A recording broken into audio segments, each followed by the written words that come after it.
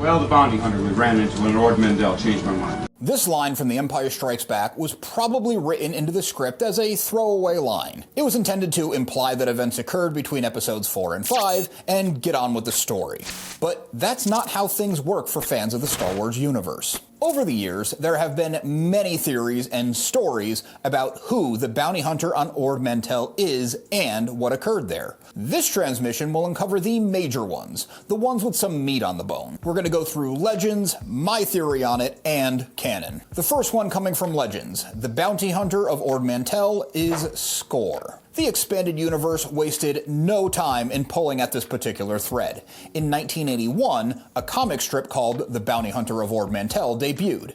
It was originally printed in the Los Angeles Times Syndicate. It has been subsequently reprinted in Amazing Heroes magazine, Dark Horse Comics Classic Star Wars, and on StarWars.com. This comic has the first legend of the bounty hunter in question. After the Battle of Yavin, the Rebel Alliance is looking for a new base. Luke and Leia's ship gets destroyed. Han Solo and Chewbacca go to rescue them.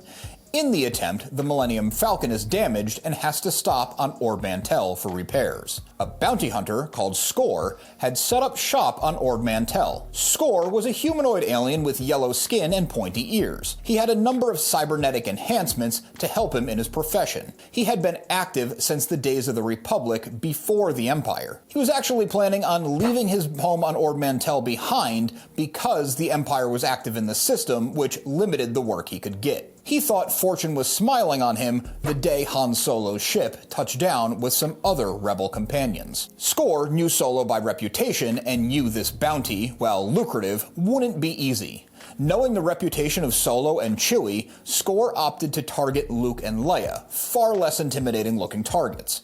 Skorr and his sidekick Gribbet watched the Falcon all night until Leia separated herself from the group. He went after her. She put up more of a fight than he anticipated, but she was eventually subdued. Luke came to her defense next, lightsaber in hand. With Luke's attention on Skorr and Leia, Gribbet was able to shoot him in the back with a stun blast. I couldn't help but cross canon with Legends here, as a bounty hunter having Luke Skywalker and Leia Organa in his custody with the Empire circling the planet above would have been far more profitable than returning Han Solo to a gangster.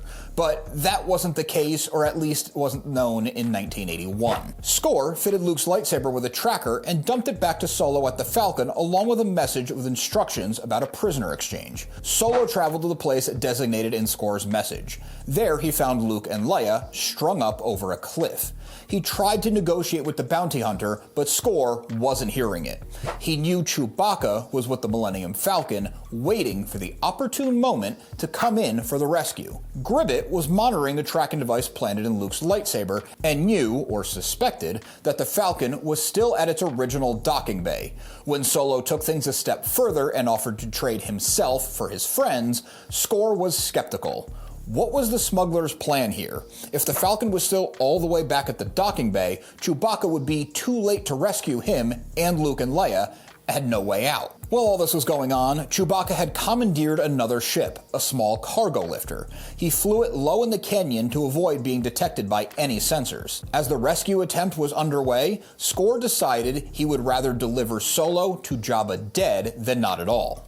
The heroes escaped, but Skorr wasn't done yet. He still had the tracker aboard the Falcon and knew the heroes would be leaving the planet on that ship. There was a brief chase through Ord Mantell's atmosphere and into open space. Solo, an expert pilot, ducked behind a small moon and touched down. Skorr thought he just needed to wait out the smuggler. When his sensors showed movement again, Skorr gave chase, eager for his prize. The rebels played on Skorr's desire to complete the hunt. They found the tracking device and put it inside an escape pod. The escape pod was then fired directly at an Imperial Star Destroyer. Skorr was captured by the Empire and accused of purposely distracting the Imperials so Solo could escape. He was sentenced to hard time on Kessel. There's a bit more to Skorr's story where he teams up with other bounty hunters to capture Solo on behalf of Boba Fett, but we're moving beyond the scope of the bounty hunter on Ord Mantell, and we know that that doesn't work out anyway. The second bounty hunter from Ord Mantell from Legends is Rebel Mission to Ord Mantell with Cypher Bos. A couple of years later, a radio drama called Rebel Mission to Ord Mantell was released. This was actually written by Brian Daley, who wrote the incredible incredible Star Wars radio plays put out by the NPR Playhouse. Full disclosure, while I've heard the radio plays several times over and I absolutely love them, I was unable to track down an original copy of the audio, so what I'm basing this next section on is fan retellings, discussions, and recaps. I did my best to cross-check details from multiple sources to try to bring you the realest information. This version of the story names Cypher Bos as the bounty hunter on Ord Mantell. I believe at the time of the original recording, the bounty hunter was known simply as Cypher. It wouldn't be until a decade later when an author named Michael McGalian, sorry about the pronunciation, wrote a short story for Star Wars Galaxy magazine called Double Cross on Ord Mantell, where his full name, Cypher Bos, was revealed. This short story was a small prequel to the radio drama. Bos was a Nulrithian bounty hunter with a reputation of being a brutal and ruthless hunter. Nulrithians were a massive muscular insectoid species that have only appeared in Legends. Bos worked for the Galactic Empire, but would also take jobs from Jabba the Hutt. A unique opportunity presented itself when he heard of Han Solo, a man with a death mark from Jabba, was working with key operatives from the Rebel Alliance. Being able to score a payday from both Jabba and the Empire on the same mission made this a no-brainer to go after. Bos was hatched along with 3 other Nulrithians. Being born this way meant all the eggmates shared a psychic mental connection. One of his eggmates, Fodris, was working with the Rebel Alliance. Bos hunted down that sibling and tracked him to Ord Mantell. He used their mental bridge to get all the data he could on Solo and the Alliance, including clearance codes, before killing his own brother.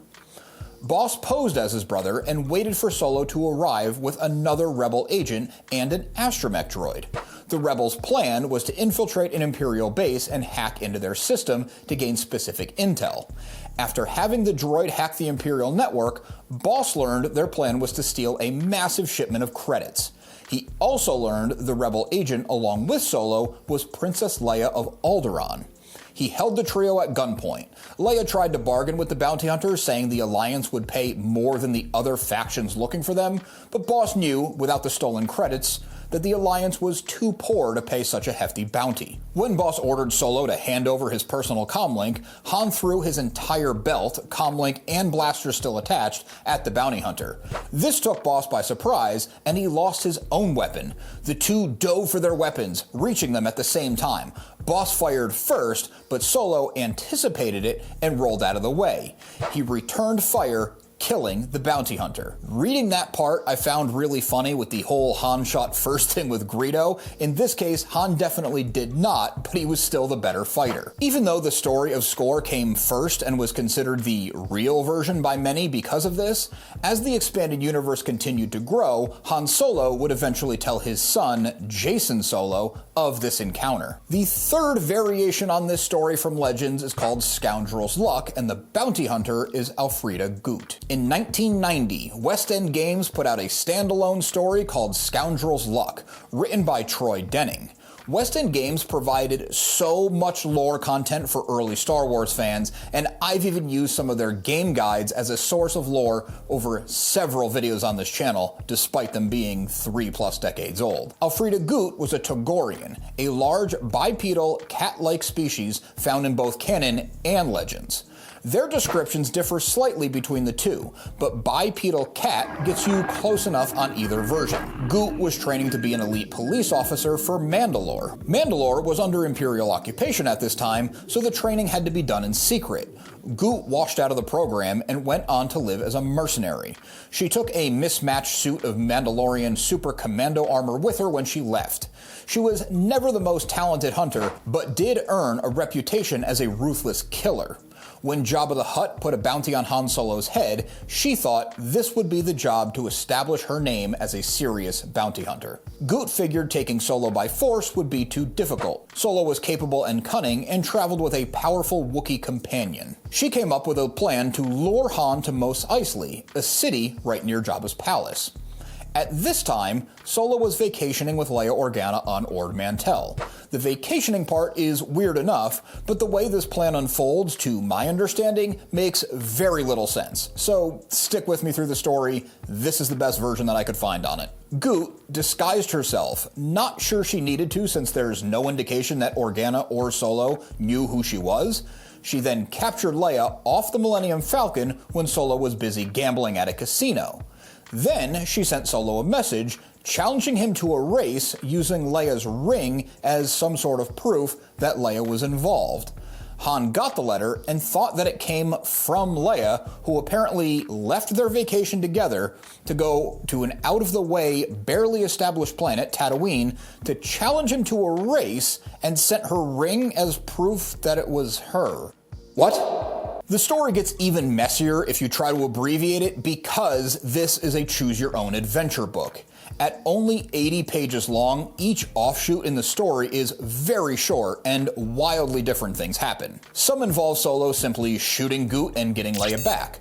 Others get so weird that it involves Solo finding Vader's body unconscious in the cockpit of his TIE Advanced X-1 that had gotten knocked out into space on the assault on the first Death Star. Then Han took the body on board and used it as a bargaining chip with an Imperial captain to get Leia back. I almost didn't include this one on the list, but when I came across the name Scoundrel's Luck, I got a flood of middle school memories where I was reading this book, trying to trace every possible storyline. Recapping it is a huge mess, but it's a nice example of the Star Wars universe always trying different things, whether they worked or not. The fourth example from Legends is Shadow of the Empire and IG-88B. This one's mostly on me, but we'll get into it. For the longest time, I thought IG-88 was the bounty hunter Han was referring to. In 1996, the incredible multimedia project Shadow of the Empire was released. This is best known as the crossover hit video game for the Nintendo 64. I remember this game being so big, even kids who made fun of me at school for being so into Star Wars loved the game. This project will get a video, potentially several, all its own, so I won't go too far down the rabbit hole right now. But the relevant part to this story is a major boss battle in the game is taking on IG-88 on Ord Mantell. After Boba Fett acquires Han Solo's body frozen in carbonite, Boba Fett is attacked by IG-88D. I guess some explanation is needed here with that extra initial.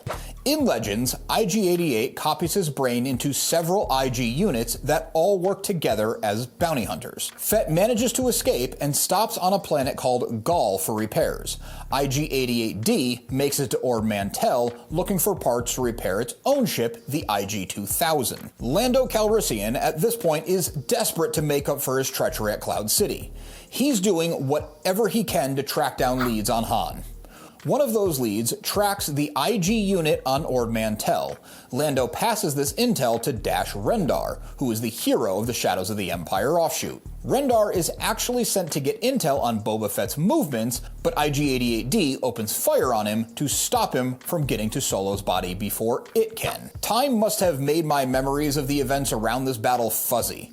I thought because Shadows of the Empire runs simultaneous to The Empire Strikes Back, and the bounty hunter is first mentioned in the movie, that this bounty hunter encountered on the planet was the one Han was talking about. I included it on this list hoping, that I wasn't alone in this assumption. Number 5. This is the best canon explanation that there is. In canon, this question has not definitively been answered. From what I could find, a former bounty hunter named Tonga references the incident on Ord Mantell. It's more of a nod to the line than an explanation of it. With just this little bit of information, it looks like Tonga would have to be the canon choice if one is made. I feel like Skorr or Cypher Bos both have a stronger claim if their stories were fleshed out and polished to fit into canon. I'd like to see a definitive, compelling version of this story be told to fill in this blank. What are your thoughts on this one? Which legend is your favorite, or do you subscribe to the Tonga story? Did I miss a more recent canon story that does answer this? Let me know in the comments, and then check out this video next for more awesome Star Wars lore.